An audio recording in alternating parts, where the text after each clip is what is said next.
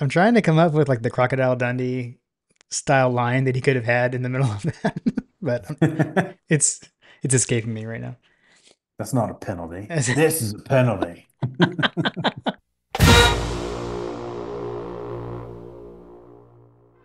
Welcome to My God a Podcast. I'm Jim Wood.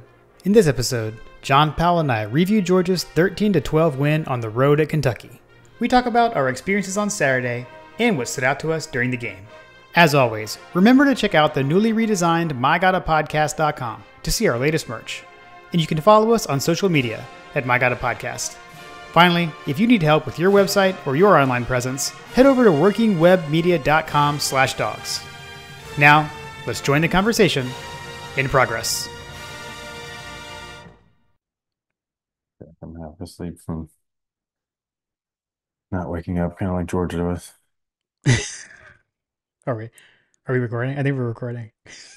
Oh man, Uh hey, we finally get to say it this season. Just as we predicted. man, exactly. I don't know that we could have drawn it up any closer. Yeah. I basically I that was a text conversation I had with my sister. I can't remember at what point, but she was like, "You guys kept getting it right. You didn't get it right this week." I was like, "It was bound to happen eventually."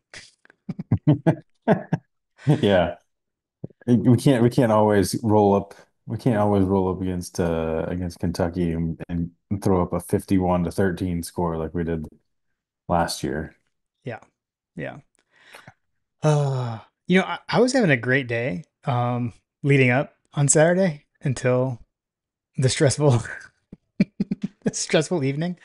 Um I will say though she has vetoed us ever doing what we did throughout the day. Again, she was like, "Yeah, we can't do that again." So Like, what did you guys? Oh, you went to the baseball game, we went, right? yeah, we did. We ended up going to the Charlotte Knights game. So we basically said, what did we say? We declared that we were doing a triathlon. We went for a run in the morning. Hey, Like together, a couple's run outside, which we don't usually do. It was nice. And see, I then blame you, Jim. I know, see, that's what, oh, I've got more. I did other bad things. So there was that. Then we went to a baseball game and then we came. So we were saying it was like our triathlon between the run, the Charlotte Knights baseball game, and then the Georgia game. So yeah, so Kim said we can't do that again. But it was fun. It was fun up until I guess the game, well, whatever. It's fun. But it's a stressful night watching that. So yeah, so she's banned that going forward. But like I was texting you, the baseball game was crazy. Who knew that Tuki Toussaint and Mike Soroka were on the Charlotte Knights? Not me. So, anyways, Yeah, are they like a good team? I guess. I mean, I mean they won 10-0 over the Jumbo Shrimp. So yeah, it's. I feel like that if you have those guys on your team, they must be pretty good. yeah, I they don't were remember. Are they a triple A or are they a double A? Like what? I don't remember. yeah they're the White Sox AAA. Okay, triple A. So Okay, so this is basically like the guys that they could call upon correct. if someone got hurt kind of stuff. Yep, yeah, they had some like designated for assignment guys playing in the Yeah, game. yeah, So yeah. yeah, so at any rate, Interesting. um, but yeah, but then yeah, then we got home and we did do the porch. So we did the outdoor viewing on the porch. Kim and I and Lily sat out there for the whole game. Lit the fire at halftime, which who knows, maybe that lit the fire under the team. I don't know. Uh, we did some s'mores, um, and I had a nightcap uh, bourbon when the game was over. So Speaking of s'mores, how do you guys do s'mores? How does the Wood Clan does the Wood Clan have a specific repertoire for s'moring? we're basic. So just the graham, although we got some gluten-free grahams for Kim. She did not like them. So we need, if anyone has gluten-free graham cracker recommendations, let me know. Um, Is Lily and she gluten I, free? I didn't know that. yeah, Kim has gluten-free. Yeah. Oh, okay.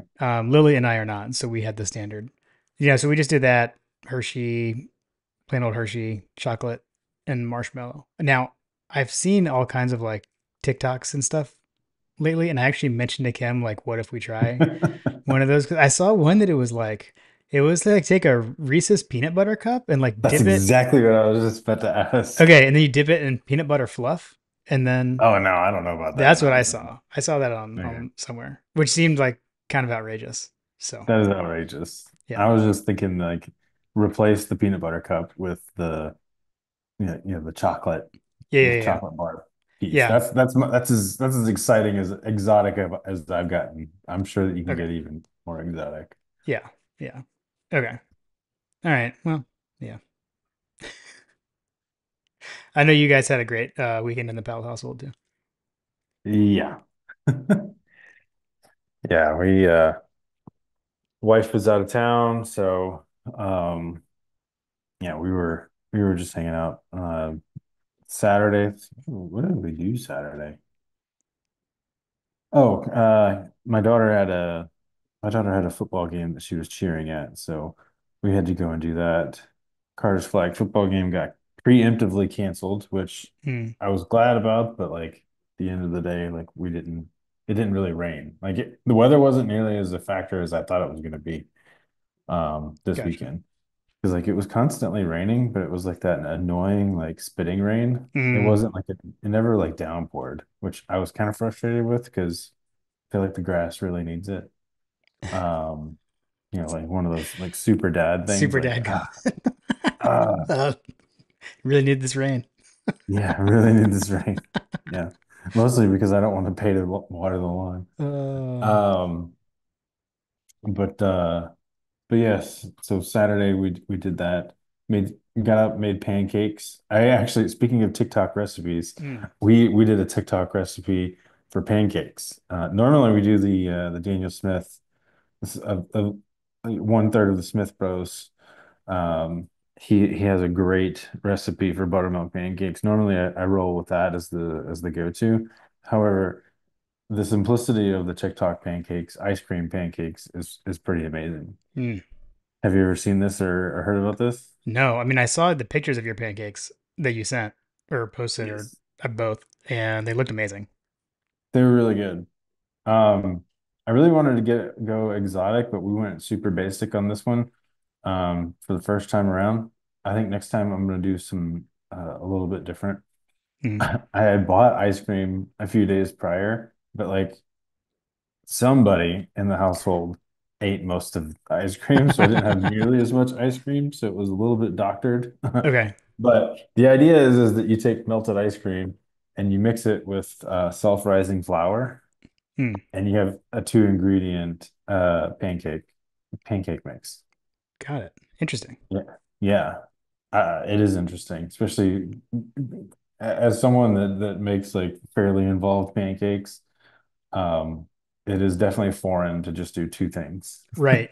Right. But as the father of the 7-year-old that really likes to cook and bake and stuff, having a two ingredient project was super great. Yeah.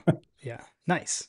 Nice. I mean, they looked Um, fantastic. So yeah, it turned out really nice. cool. Definitely didn't use as much ice cream. I could have used more ice cream, but it worked out fine. Okay. Okay. Okay. Um, but yeah, then so normally I do my run in the morning, but since we had to get up and we had pancakes and had the cheering that we had to go to, which took us to the other side of town, Mm. um, I did not do the run this morning, um, or that morning. Yeah. Uh, but then so you and I messaged each other at one point. You were like, this game is like so late, and it definitely felt like it. You're like, okay, all right, I'm ready to go. Like let's get this party started. Oh crap, we have another 3 hours. Yeah, I mean, I'm like we again like with our day, like we went for a run, we went to an entire baseball game. We got home and it was like I still have to wait like 3 hours? Like what is going on? Yeah, in that context, it was a little crazy that you you Ah, saw a whole baseball game. yeah, like I was like exhausted. I mean, I laid down and took a nap because the other thing I turned on the Florida Texas A&M game and I was like when I saw the weather delay, I was like, well, our game's not going to start on time. So I knew that was going to happen. So yeah, I took a nap, and then I think I woke up from that, and then is when I texted you like, God, like, is this game ever, are we ever going to kick off? Like, what is going on? So yeah, Yeah. And shout out to British Bulldog yeah, in our WhatsApp chat. He was like this is not ideal. yeah. Oh man, All you Euro dogs are true Georgia fans, having to stay up until 3, 4 in the morning yeah, watching the Bulldogs play. yeah, for sure. Um, Especially when you're watching what you watched. Although I will say, Yes. as we transitioned into the game, I guess, um, the defense was lights out. The defense, maybe lights out is too strong, but the defense had a good game. I do feel like this is an elite defense. Um, still have not given up a touchdown on the season. So, Yeah. I mean, they won that game. Yeah. Defense defense did more than enough to get the job done. I mean, anytime you give up 12 points on an SEC opponent, um, that's a good day at the office. If I'd have told you before the game, hey Jim, we're only going to give up 12 points, how would you Oh, think that the game would go? right. Would have thought it was going to go the way I thought it was going to go. Right. Like, Yeah, we gave up 12 points and zero touchdowns. yeah, I mean, pretty good. Pretty good. Yeah, yeah. Uh, You'd say that that probably would have been a similar score line to last year, yeah, I mean, I feel like, 151 to 13. yeah, yeah, seriously. I mean, what we had us like in the 30s, a lot to a little. That would, Hmm. I would have thought it would have been something like that. Um, I would have thought we would have been not far from that. So, Yeah, but Jim, I think I messaged you about this, but like now Kentucky is like the new South Carolina because we used to play South Carolina super close. And it felt like going on the road to South Carolina was always a tough game. Since they are not on the schedule, I guess that Kentucky's the new South Carolina because I don't know, man. We should have looked at the exact results from all of our trips in the recent time period yeah. of what it's like going to Lexington, and that probably should have been a better clue as to what we were walking into. Yeah, and I feel like there were like clues and things that we even said in the preview, but didn't like sway us from being like 30-6 or whatever. It was like, um, I mean, Yeah. I said something along the lines of there's a world where this is one of those games where Kirby Smart's just trying to get out of Lexington, shut it down. But I thought that was going to be like not. I didn't think there were. I didn't think that was going to be a come from behind win like that. Um, I didn't see that in the cards. But I guess the other thing is too, and I know I texted you this, like there were also some things that I noticed like while we were talking when I was looking at all the stats and everything, and I was like, wait a minute, like this can't be right. And so I just kind of like dismissed it and let it go. So I need to be better about that. But I don't know. I think we were kind of in line with most people thought it was going to be, the way we thought it was going to be. I mean, I don't know, man. Like we didn't. I don't even know really what to say. Like we weren't ready to go from the beginning, maybe, or something like. Um, Offensively, like we eventually woke up to some extent, but um everything just looked off. Like Beck looked off. Uh Again, like give their defense credit. I mean, I think that is a good I think their defense is good.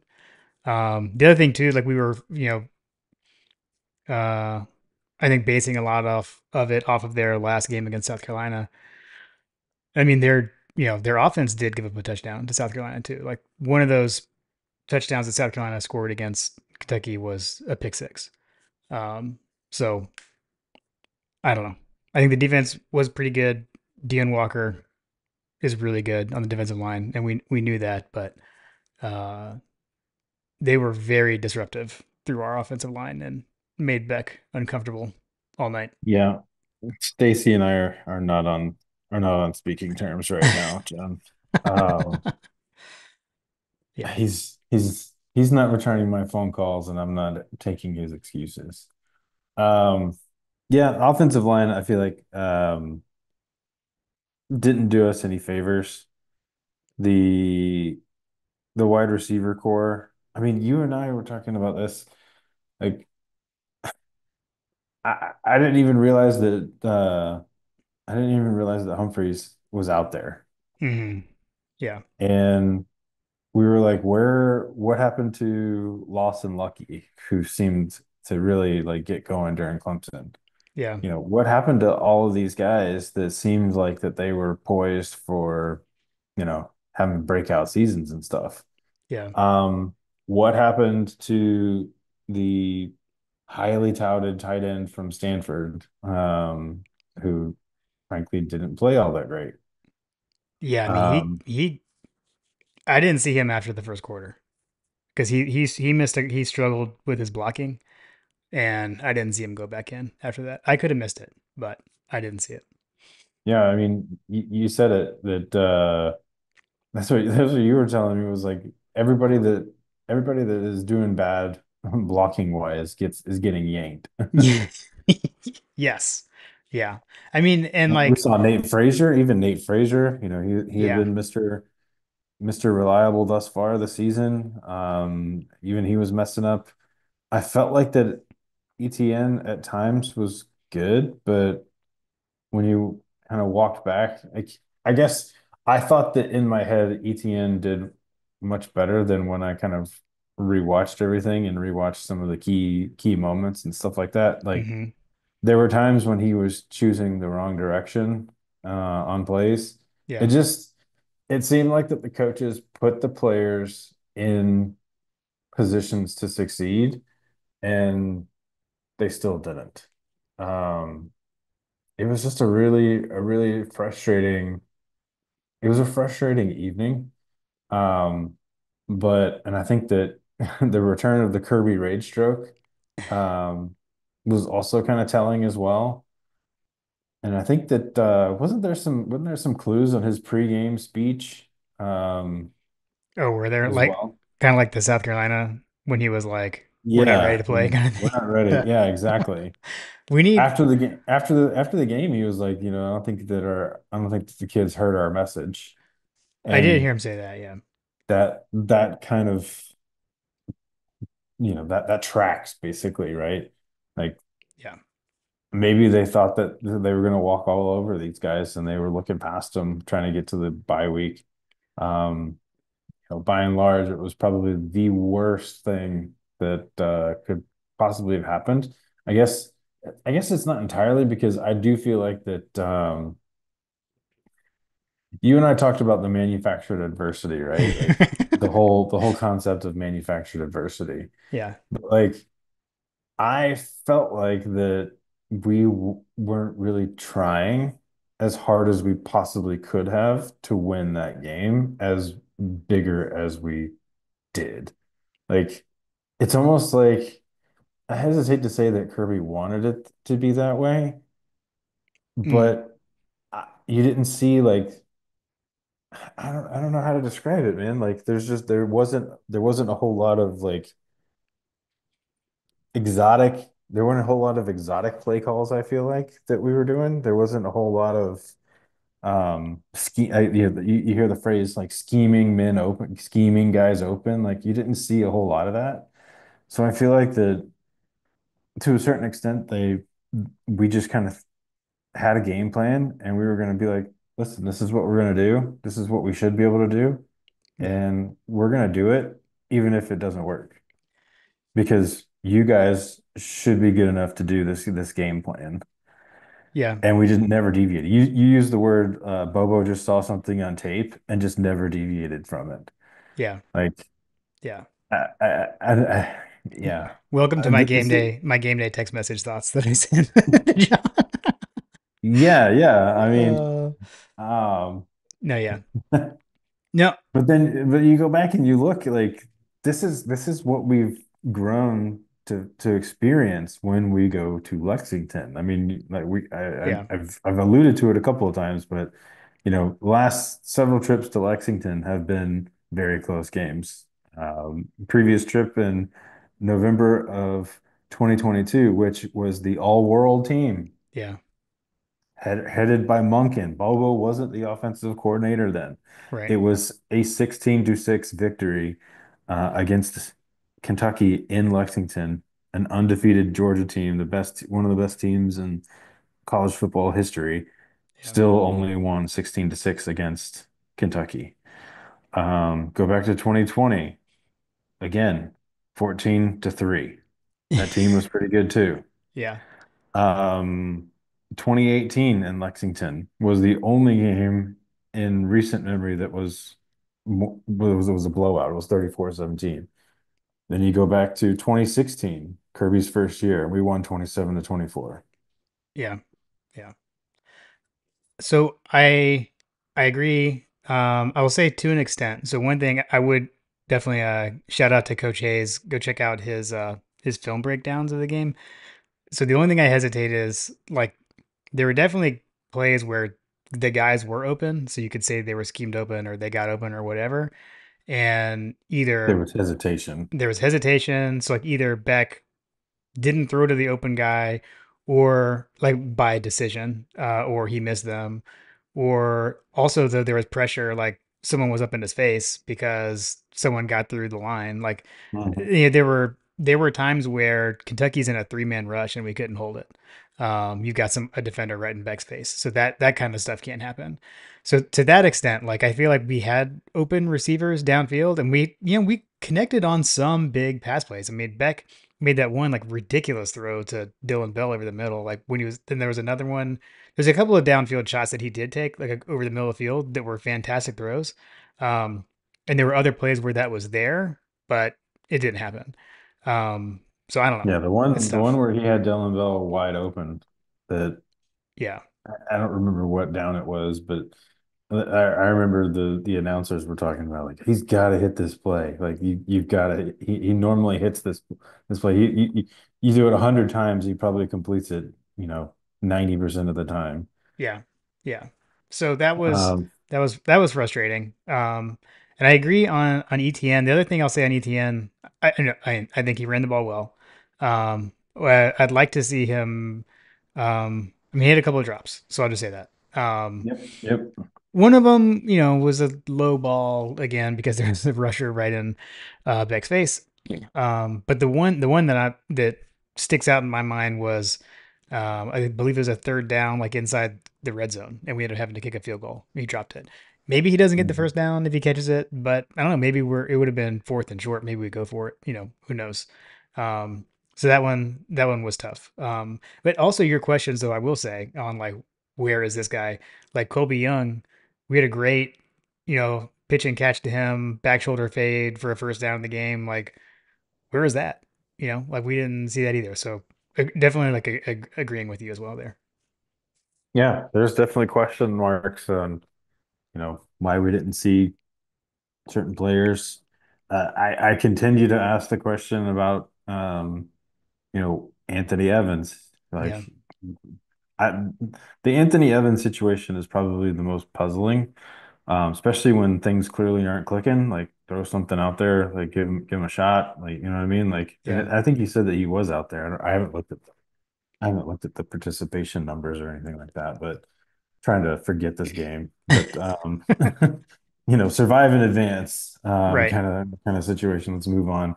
Right. I feel like that this is going to be something to watch moving forward, but again, I know that the manufactured adversity is kind of a joke that we made up, but I don't know, man. It's kind of like a lot of conspiracy theories out there. Like there's a lot of smoke out there because Right. none of it makes any sense. None of it makes any dang sense.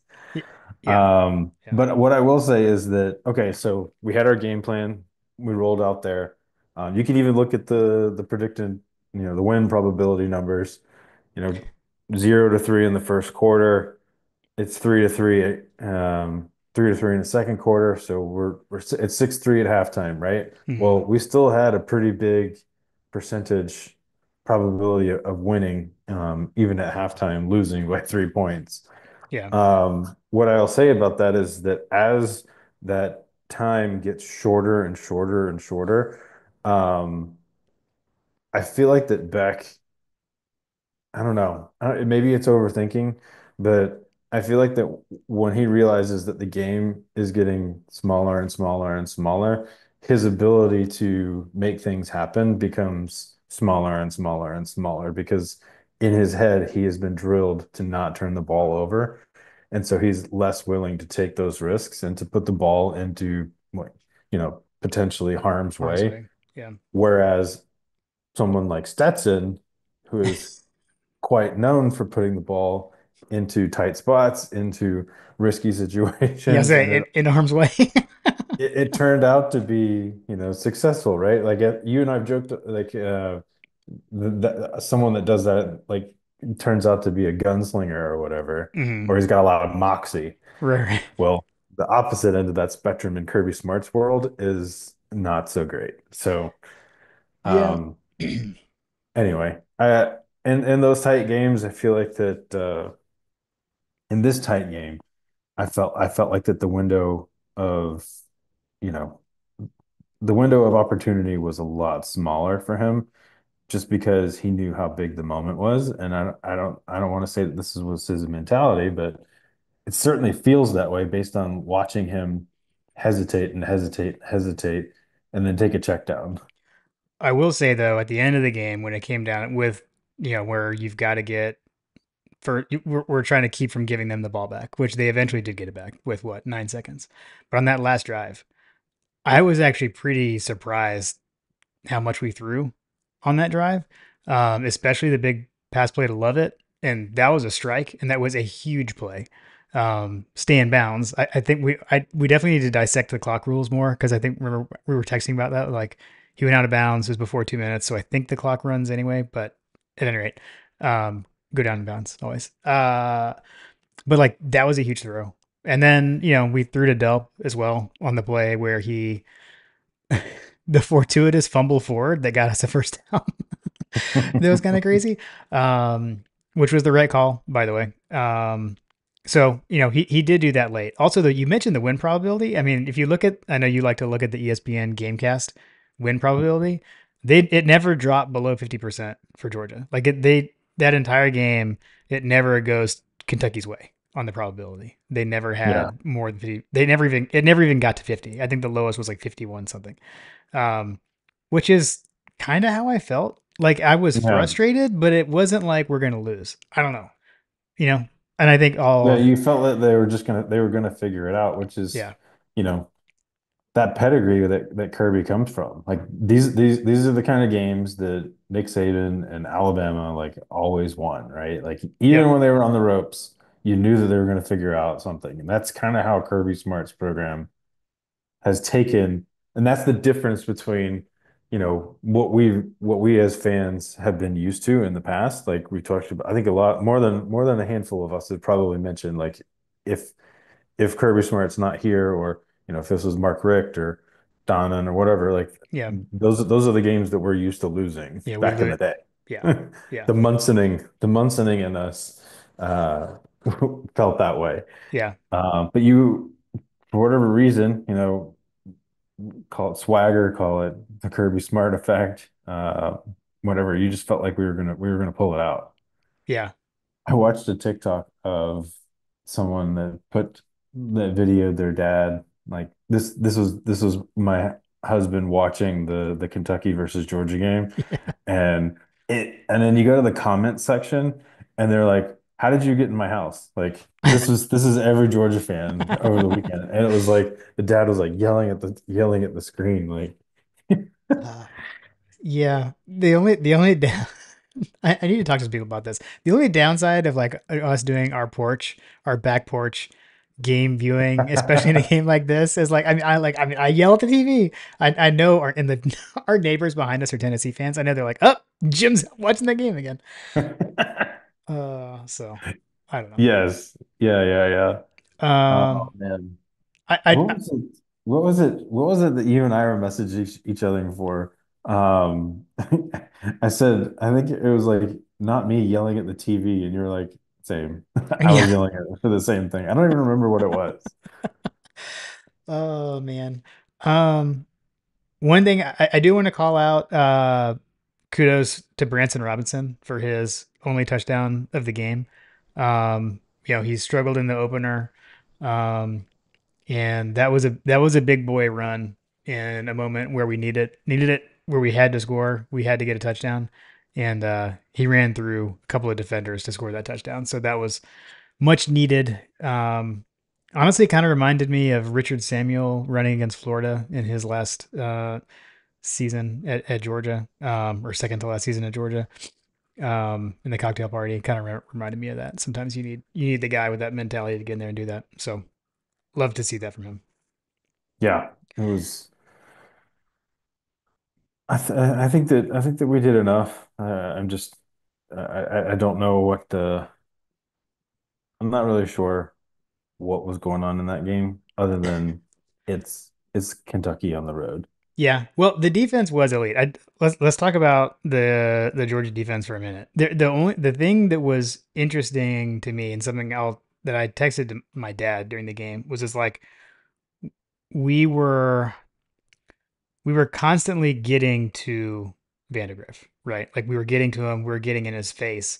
But sometimes it was to our detriment because, Brock Vandegrift has some wheels. He can run, and he ran by us a few times where our rush got so far afield into the backfield that he made us pay for it. There was a point in the game where I was almost like, I wonder if we should sit back more and like contain and not let him break contain because I'm not as worried about him throwing.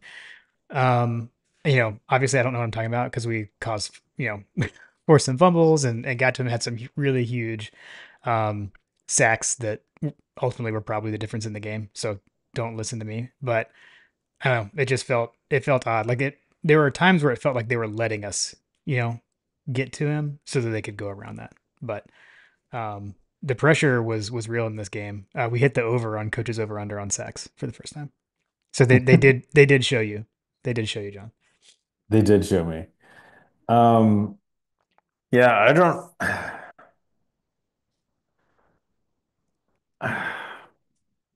I found the thing that we were yelling about. It was the fumble. It was the fumble that that the refs didn't blow the whistle on.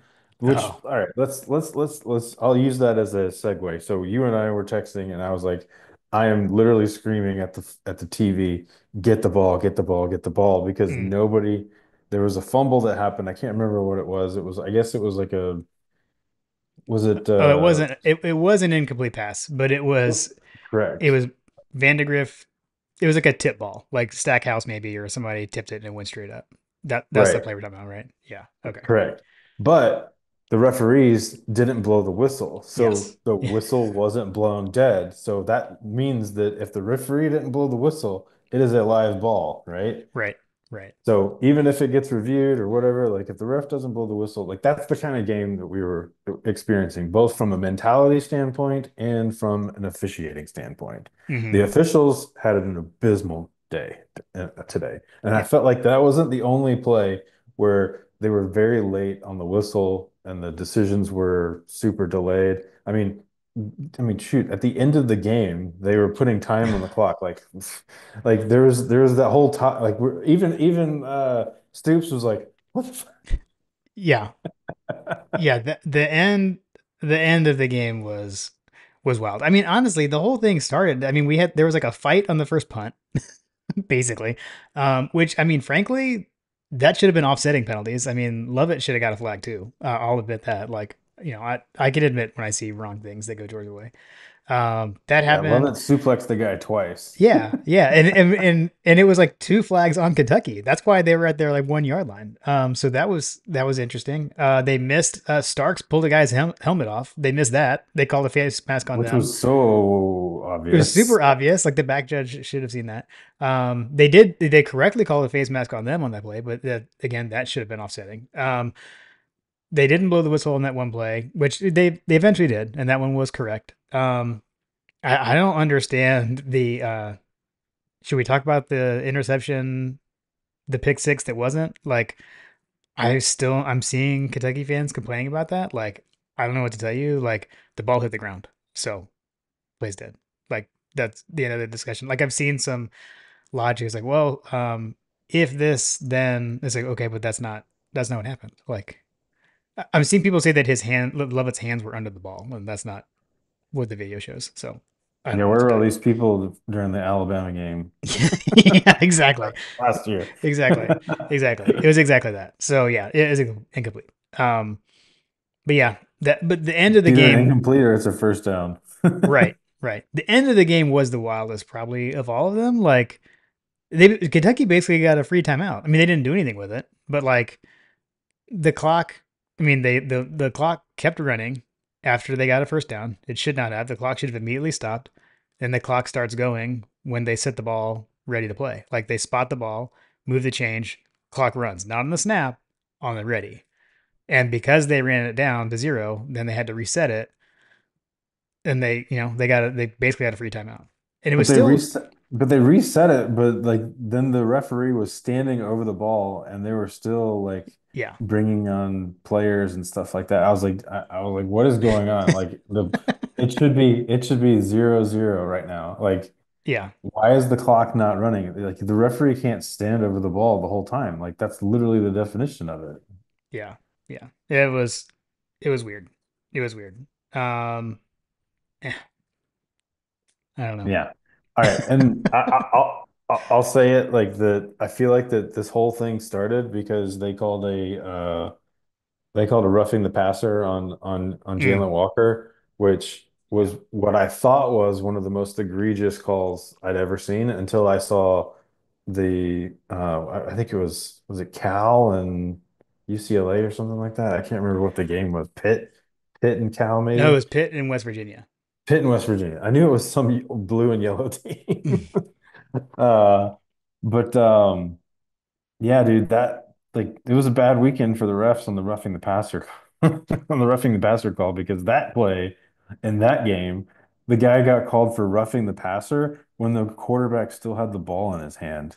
Like, mm, how do you yeah, get called for roughing the passer when you literally sacked the quarterback? yeah, Jalen Walker just hit the quarterback at like 0.0000 seconds away after he threw the ball, and he still got called for roughing the passer. And he's like, what do you want? I think even the announcers were like, what do you want him to do?" yeah. And the call was driving the quarterback into the ground, which you're not allowed to do. But I don't with the way that play went, like he hit him, he's off his feet. I don't know what he's supposed to do. Like literally, it was gravity.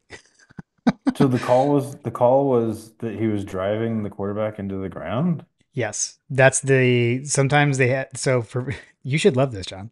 It's a clarifying penalty. The the call was roughing the passer, driving the quarterback into the ground. There's like varies. So there's like the late hit version. There's different varieties of roughing the passer as to like what caused them to throw the flag. They will specify sometimes. So this one was roughing. Like this is literally, if you go back and watch it, that's the ref literally said that when he announced it. He said roughing the passer, driving the quarterback into the ground. Basically, if you hit them late, you can't like throw them into the ground. That's what it was originally written for. This But did one he is throw them in the ground? no, He was trying to tackle him. that's my point. He didn't. Like this is one where I don't know what. Again, the announcers, in my opinion, were correct. Like I don't know what he's supposed to do, and even I believe Matt Austin, the rules official, said the same thing. I believe, from what I recall. Yeah. So I don't know. But yes, that was the call. Well, in the other game, the Pitt West Virginia game that I was talking about, Todd Blackledge was like, "That's a sack." Yeah, yeah. So, yep, yeah, it was rough on that front. Yeah, I mean that was like the third and long sack by Walker that gave them a Yeah, first down. So, so that play was a game-changing penalty because they would have had to punt and we would have had like it basically flipped the field, yeah, uh, for lack of a better description. I don't know. Um, Would we have done anything with it though? I don't know. I mean, We didn't do I think anything. We didn't do anything but a field goal out of the fumble that we got. And we Yeah. had the ball like their 26. So, Yeah. Well, so let's go to how things like sparked for Kentucky. So we pin them down, they're inside the what 5 yard line or something like that. mhm. Um, I remember thinking that I was I had just like that Harrison Ford Star Wars. I got a bad feeling about this. Mm, Um, when we pinned them down into their end zone where Vandegrift is, basically taking the snap from his own end zone, and Dan Jackson comes off like a bolt of lightning off the edge, and I was like, "Oh my God, he's gonna sack the quarterback. We're gonna get a safety here." And he takes just a slightly wrong angle and yeah. goes outside, and Chaz Chambliss gets held, whatever. I mean, I could sit here and talk about Chaz on that particular play. But it really wasn't just Chaz. It was the entire defensive line got completely moved laterally left. Yeah. And that and so Dan's decision to go outside instead of just force Vandegrift outside, even if he didn't get home, Vandegrift would have had to have moved outside of the pocket as opposed to taking a step forward into a completely wide open running lane. Yeah. When he started taking off and was running free, I was like, "Oh my gosh, this is not good," because that's exactly what his game is, right? Like he's Yeah. not he's not a particularly like great passer. I mean, he had like 50% completion percentage. Mm, Um, but you give him that confidence boost of like, wow, they brought the house, they brought Dirty Dan in my face, and I just ran right by him. That's the yeah. kind of confidence boost that an opposing quarterback needs when he's trying to prove something. It would be the equivalent of Carson Beck coming out and making a couple of quick outs to receivers just to get some confidence going. Tate Ratledge and Brett Thorson were talking about that like when you're an offensive lineman, in order to get into a groove. Shout out to Mullets on the Mick, their new podcast. I was listening to them on Saturday, and he said the same thing. Like, you want to get out there and you want to get some confidence boost. You, as an offensive lineman, you want to get out there and just get some easy plays, just to get into the groove. And that's exactly what happened for Vandegrift in that particular play. Yeah. Offensive line, offensive line took everything that Georgia had, and Vandegrift just takes off and does what he does in the open field. Yeah. Yeah. I mean, it was a big spark. I know Vandegrift didn't have the greatest stats, but I thought he left it all in the field. Thought he played his heart out. Yeah, dude. Tip of the cap to him. Yeah, I don't know if you've seen the post game, like Kirby talking to both him and JDJ. It's pretty cool. So, yeah, that he doesn't burn those bridges. So, yeah, that was cool. I mean, what he had to say about them was also equally as cool. He talked yeah. about Vandegrift came into his office in tears trying to when he had to transfer. So Yeah. yeah, they had a good game. They gave us all we could handle. I You think we know, we talked about 2022's game with Kentucky, yeah. but we had a couple of clunkers in that season. So, it happens every season, every good team has a game where, things don't go according to plan. And, you know, what's the saying? Like, good teams win, great teams cover, or whatever. Well, even greater teams win their clunkers. Yeah. Yeah. No, for sure. For sure. Yeah, I think, was this the 2022 Missouri game is kind of the what you kind of hope for. Or shoot, Yeah, we Or had Auburn last year, first and there too, like first road game, first yeah. road game, first road conference game. So I don't know. We'll see. And we've got, we had a lot of young guys out there. We've got a lot of new faces. Tate Ratledge went down. And it sounds like we're not going to have him back for multiple weeks per reports. It looked bad. It looked a lot worse to me. Like on TV, the look on his face, I was pretty dejected. There was a nice moment though. I don't know. I felt kind of like this would maybe be the kind of moment that you and I would have in a similar situation, John. I don't know if you saw the camera got a shot of like Brett Thorson consoling Tate Ratledge on the sideline. I was like, Mhm. the podcast co-hosts talking to each other on the sideline. That was cool. Okay. I'm gonna let's have our Thorson minute Mm, here. Um, okay. Brett Thorson wants all the smoke, guys. He was joking on his podcast that he doesn't like to run. And Tate was like joking about how like he wishes that he could be a specialist because they don't have to do nearly half the stuff. He talked about like what is warm up and all that stuff. And basically Brett was talking about how he's got to stretch and Right. fling his legs about. Um, well, on that scuffle on his punt, on the punt Oh, return where was it Starks had the suplex, right? love it. Love it. Had the Love it. suplex. Sorry, love it. Love it had the suplexes, and there was that melee on the Kentucky sideline. If you go back and rewind it and look, there's a Joker all up in the Kentucky sideline, and it is Brett Thorson, who literally comes from out of nowhere.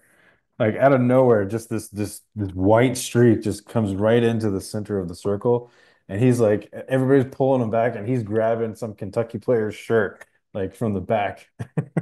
Oh man. I'm It was Aussie rules. It was Aussie rules football, I guess. I was say I'm trying to come up with like the Crocodile Dundee style line that he could have had in the middle of that, but it's it's escaping me right now.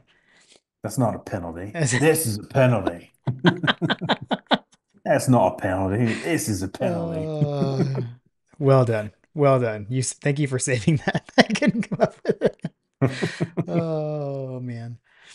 Yeah. Um, but yeah, Brett Thorson wanted all the smoke, and they talked a lot about his streak of no punt returns, which I feel like it's gotta start to become just like this like amazing stat that nobody really talks about. Yeah. I agree. Agree. You But yeah, had it was it was you had a foreshadowing on the local kid, the Kentucky kicker.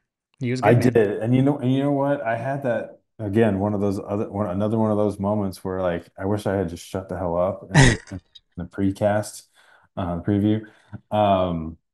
Because I knew that like we were gonna hear his name a lot, and I saw him come up, and when he was about to kick this 55-yard field goal, I was like, if he makes it, it's gonna be a long day. If he misses it, we'll be all right. And of Yeah. course, he goes out and nails a career-long field goal. Yeah. Dude, kid's really good.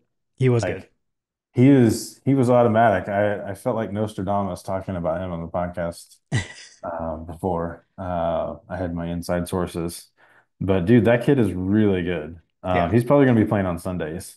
Yeah. He was good.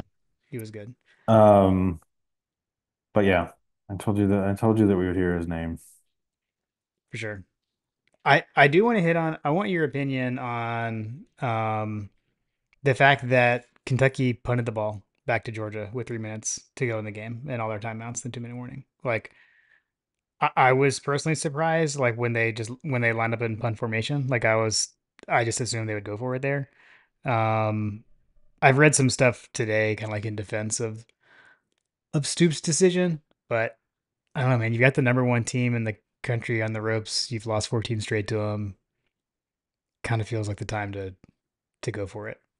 I would have gone for it, but what do I know? I just play Are we are college we football talking about 25. when Kentucky had the ball? It was their last punt, right? When Kentucky had the ball, Yeah, they were at their 48. It was their 48 yard. fourth and seven, fourth and eight, something like that. Three So minutes to go So ish. here's my thought on it. So there was a false start that happened that pushed them into the 48 yard. Let me clarify one thing. They were already they that false start occurred in punt formation. Okay. So But they didn't line up to go for it and get a false start and then punt. They lined up to punt, got a false start before they punted and then punted. you don't think that they were trying to see if UGA would jump off sides? Oh, I gotcha. They were trying to So draw all us right, off let's and get in punt let formation, draw us off sides. exactly. So let's talk about like just the overall special teams for both teams in that regard. UGA did this so many times where we lined up in situations where literally nobody in the stadium thought that they were going to snap the ball on fourth down. Yeah. Yeah. And we get out there and you can tell when we're just pretending because I could hear Carson Beck screaming you know, like you could hear him when the stadium is rocking, Yeah. like, and you could hear him clapping. His claps got super loud. Like it was so obvious. Like you guys are not winning an Academy Award, guys. Like Right. nobody thinks that you're gonna do it. To the point where we did it so many times in this game to the point where I was like, Jim, there's no way we're going to snap this ball. However, if we decided to snap this ball, Kentucky was literally not ready for it. Like we Yeah. probably could have gotten a first down on at least one of those because Kentucky was just not ready for our like, if Yeah. you're going to disguise something, disguise it, rope a dope them. Like nobody thought that you were going to do it, but then all of a sudden you do it because they're literally just. I mean, at one point, I saw one of their defensive ends. He was just kind of like sitting on the ground almost. That was at the very end of the game, like right before we Yes. punted at the very end, our last. Yeah, I think I texted both you and my dad like, well, at this point, I wish we had gone for it because like they were basically like laughing at us like we're not going to fall for your hard snap count. Like perfect time to snap it. I don't know. I mean, I guess maybe you just don't do that, but like I felt like we could have got it too. But Yeah, it was fourth and four. yeah, yeah.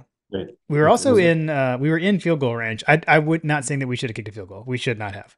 I agree. If you're gonna kick, I agree not to. You don't want to risk a blocked field goal ending the game. So, but yeah, there was that's the moment.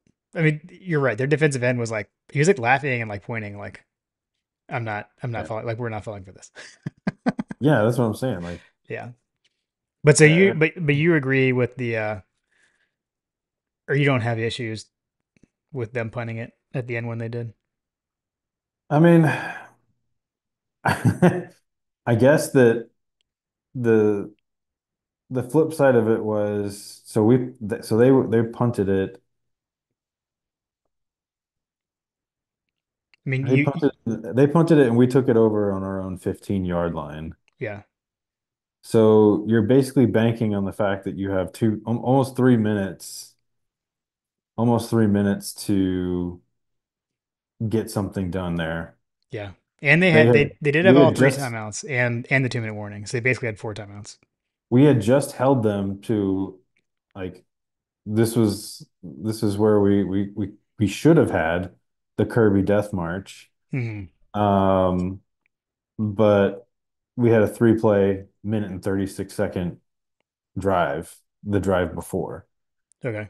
Yeah, yeah. Um, so they had shut us down in that one. And if you're in that situation where, there's no way Georgia's going to throw the ball here, I think that he probably had a, I mean, that's the way the game goes. Like Yeah, yeah. this particular game went is that Kentucky thought that they could contain our offense to get the ball back with some time left to go because we were so bad in the game. I will say too, and again, and I know the Bobo haters are out, and like I'm not gonna, whatever.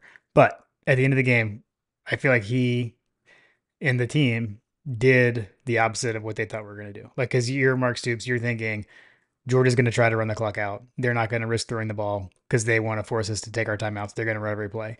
And we didn't. I mean, we came out throwing. I mean, Beck ran play action and we had hit a 30 something yard pass to Dominic Lovett. Like that was huge. I mean, that was offensively probably the play of the game. Um, Hmm. to spark that. We still ended up having to punt, but that was it. That was a huge play. So, kudos there. Honestly, I was shocked. Like when Beck ran play action, I was like, oh man, we're throwing? Like, really? I was shocked. So, and I mean, and we needed it. We needed it. I mean, he pulled that out of the bag. That Um, was the Kirby Death March.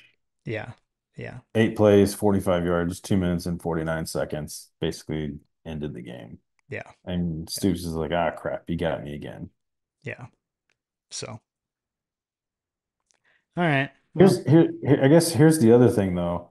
Like, for or against it, like, so let's say that you did get the ball back. Like, let's say that they held them. You're still you're still going to have to march. Let's say that they did it, they took a minute off the clock. Let's say they would have had like a minute left had things gone the way they wanted, the way the they way that normally they would. wanted it. They stopped them. Yeah, They called timeout. They reserved the play or whatever. You're still going to have to throw the ball, which they hadn't done particularly well. yeah, Like I don't know. yeah. Well, all they had to do was get in within Rainer's range, which, as we saw, was deep. So That's true. all I needed Yeah. was a field goal. So I imagine Stoops will probably be stewing over that decision yeah, yeah. for a while. I don't know how much we want to get into this, but I do know I do want to at least mention it because I've seen it online and we heard about it from Brett. I feel like Brett will be upset if we don't mention. It is odd that the Redcoats weren't there. I don't know what all is going on, but I know like the road dogs that travel were sending us stuff saying, "Where's the band?" The band wasn't at this game, which I think one of the things I texted to you is that was just adds to the manufactured adversity conspiracy theory. Manufacturing adversity by not having Krypton fanfare play at the start of the fourth quarter. So I don't know. I imagine the band will be in Tuscaloosa in 2 weeks, but I think that's send the band. Send the band. They should be there. Yeah, it's the it's the UGA version of the lone gunman theory. Yeah, yeah, There had to have been more than one facet of manufactured adversity. yeah. uh, There all right, okay, so I'm not a I don't typically go on the road games, right? Like I'm mhm. barely able to go to the handful of games at home, but I guess I didn't realize that this was a thing. Like there have been some games in the past where we have not sent a a band presence to away games. I guess this Yeah, is just like this is foreign concept to me because I thought that that was an always on situation. Like I recognize you don't take the full band, and I didn't realize because Brett said that we send a full band to some of these away games. yeah, Um, I didn't realize I didn't realize that we had some, different approaches for different games, but I always thought that there was at least a small, kind of like the traveling squad. Like I mhm. realized that financially it doesn't make a whole lot of sense to bring the whole band or whatever. Um, but like to bring no band to an SEC game Yeah, seems really, really, really short-sighted. So if you were a person that has connections into the athletic association, because my understanding is that the reason, the reason that there is a band or no band or whatever is 100% on the athletic association. yeah. Like they make the call of They when make the decision who on goes when. Yeah, who's going when and where. Like, but you know, by and large, a lot of these guys at home, and just to be a part of the band is a lot of them go into their own personal, finances to be a part of the program or whatever. But to go on the road, it's on the athletic association.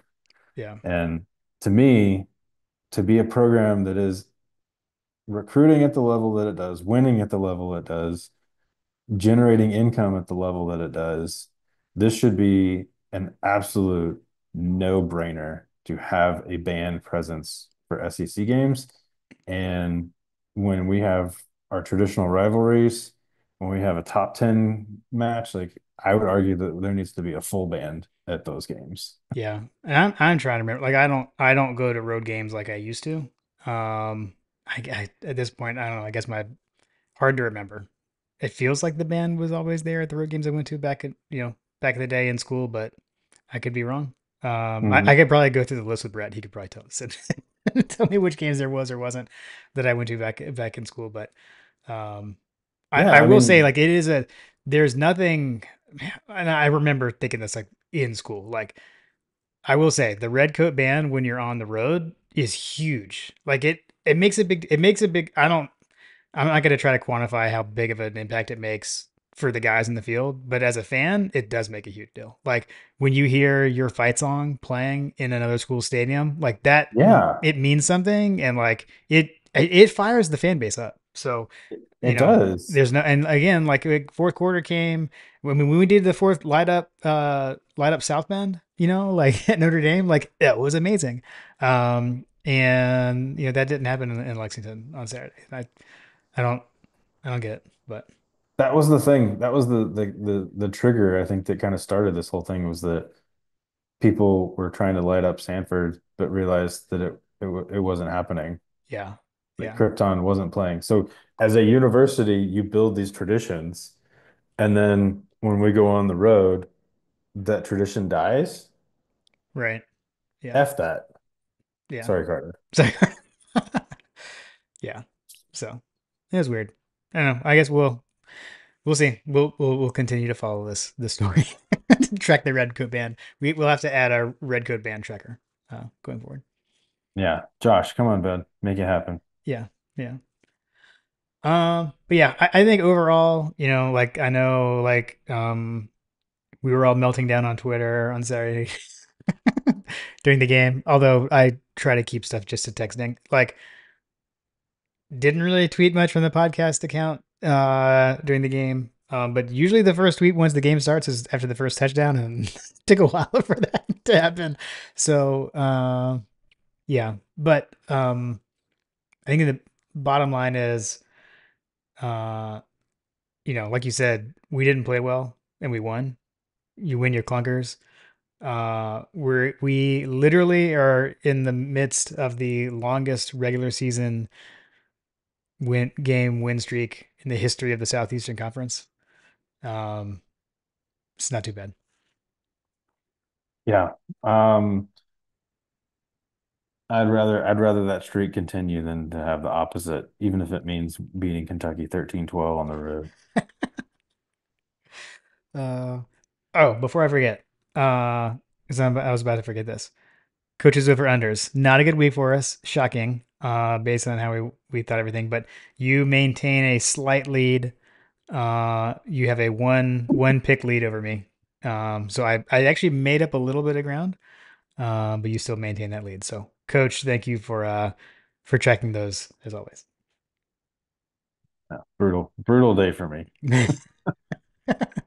Hey, you hit the over. You're hedging when I said the over on the 2.5 sacks, and you stuck with me. That one decision, That John, one decision. that kept your lead in place. So the strategy paid off. uh, Never underestimate the ability to strategize coaches over unders early in the oh, season. so good, so good. I guess program note, like no game this week. Don't think we'll do another episode this week, although there's been talks of maybe we may hop in some other Twitter spaces or something like that folks are hosting. So if that is happening, Josh and Chad have their Twitter space every Wednesday night. I would always recommend attending that. Follow Dog Stats on Twitter. He always announces when that'll be. So going to try to make that Wednesday night. If anything else pops up, we'll let folks know. Yes. And then we have a week to recover. Good Lord, we have some injuries. Yeah, Couldn't have gone. I guess it could always be worse, but certainly could have been a lot better on the injury front. That was a goal for me was to get out of here without some injuries, and yeah. that did not happen. No, no, did not. I mean, Carson hurt his what was it, the C joint or whatever, AC joint Yeah, like on his non-throwing. non-throwing shoulder. So Yeah, watch that space moving forward because he looked uncomfortable at the end of the game. yeah, yeah, yeah. We will definitely need to listen out in Kirby's upcoming press conferences, and then check that the injury report or the availability report. I'll have to make sure to review that next time. Oh yeah, yeah.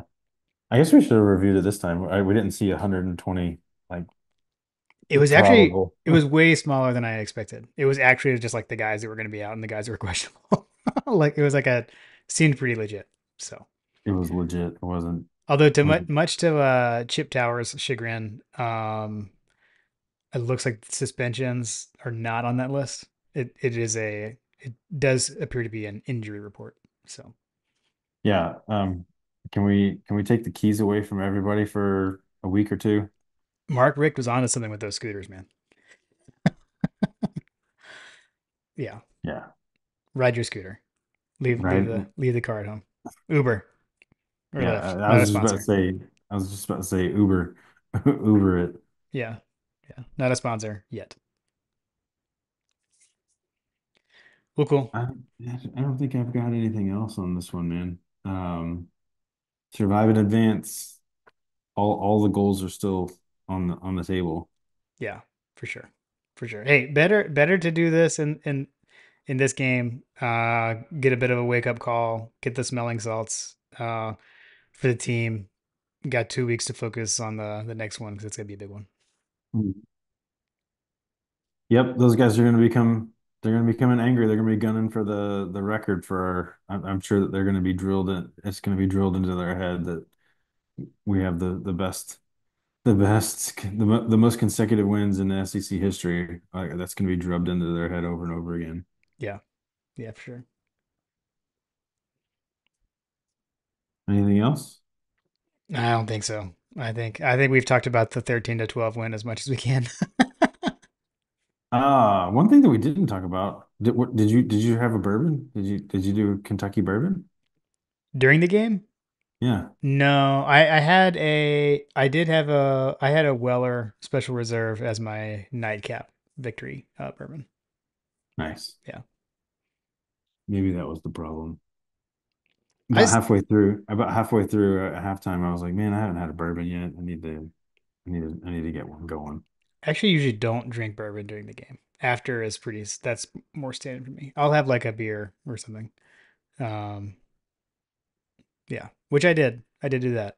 I did have a beer on the porch while watching. So, yeah, Well, my game day adjustment is going to be to get the bourbon flowing early.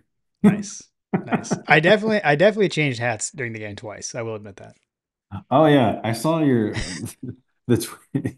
Apparently, a lot of us are in the same boat. I incidentally did not change, Okay. but yeah, Well, I was not one of the ones that changed because I'm I'm of the opinion that that has no impact and no bearing on the game. it has But it I has respect it. I respect it. it has no impact whatsoever. If it happens out of frustration with me sometimes. Yes. I gotta go change. I gotta go I change. had the thought, but I was like, nope, we're gonna pull it out. I guess I was kind of like Bobo in the game plan. Like, nope, we're gonna stick to it. This is manufactured adversity. We're gonna work through it, and we're gonna get out of here. We're gonna figure this out. You knew that your game day fit was going to work from what you saw in film, Yes, and it yes. did. You were right. You were right. And Too good. good Too good. times. All right, let's turn the page, Yeah. and we're gonna get into bye week. Well, Jim. There will be football on this weekend, and Georgia will not be among them. Yeah. So let's use this weekend to figure out our game day attire and our game day situations for Alabama, Yes. and we'll be tanned, rested, and ready for the Tigers. Sounds like a plan. All right, man. Well, it was fun texting. I'm glad that game is over though, Yeah. and go dogs. Go dogs.